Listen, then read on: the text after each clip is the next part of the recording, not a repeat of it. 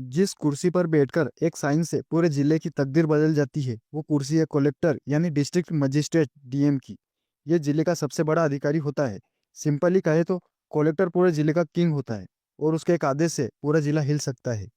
पूरे जिले में कानून व्यवस्था बनाए रखना, सरकारी योजनाओं को लागू करवाना, आपदा प्रबंधन, चुनाव कराना और पूरे जिले के डेवलपमेंट प्रोजेक्ट पर नजर रखना, ये सारी जिम्मेदारियां एक जिला कलेक्टर की होती है।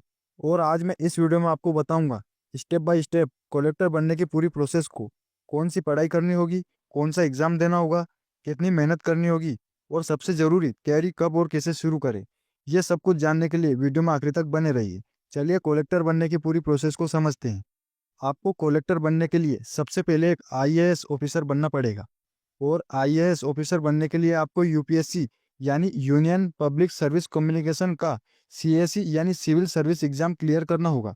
इस एग्जाम को देने के लिए एलिजिबिलिटी की बात करें तो आपका किसी भी मान्यता प्राप्त यूनिवर्सिटी से ग्रेजुएशन पास होना जरूरी है।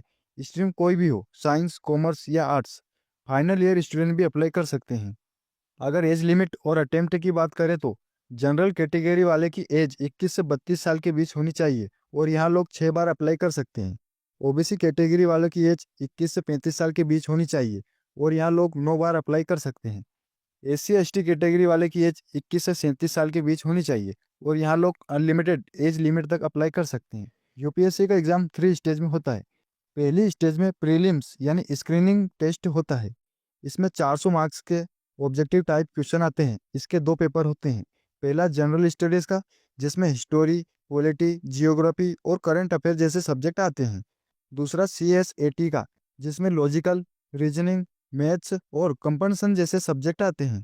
दूसरी स्टेज में मेंस यानी डिस्क्रिप्टिव एग्जाम होता है। इसके टोटल 9 पेपर होते हैं। एक इसे पेपर जो 250 मार्क्स का होता है। 4 जीएस पेपर्स जो 1000 मार्क्स के होते हैं। 2 ऑप्शनल सब्जेक्ट पेपर जो 500 मार्क्स के होते हैं। 2 क्वालिफाइंग लैंग्वेज पेपर, इंग्लिश और रीजनल लैंग्वेज। यहाँ आपकी राइटिंग स्किल और डीप नॉलेज टेस्ट होती है।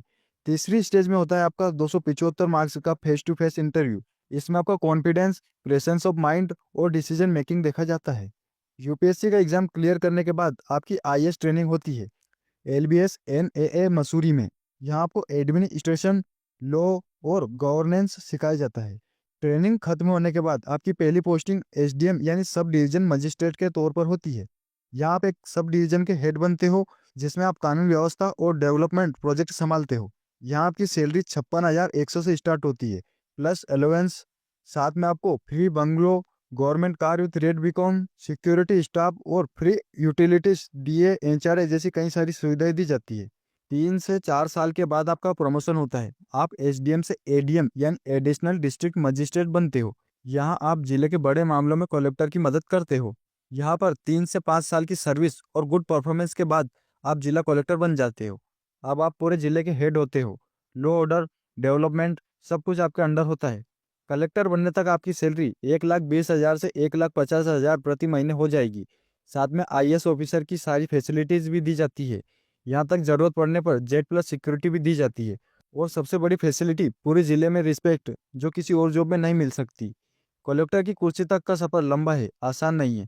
लेकिन याद रखो, जो मंजिल बड़ी होती है उसका रास्ता भी बड़ा होता है। ऐसी ही कैरियर गाइडेंस और मोटिवेशन के लिए सब्सक्राइब करो यूथ गाइडेंस मोटिवेशन को।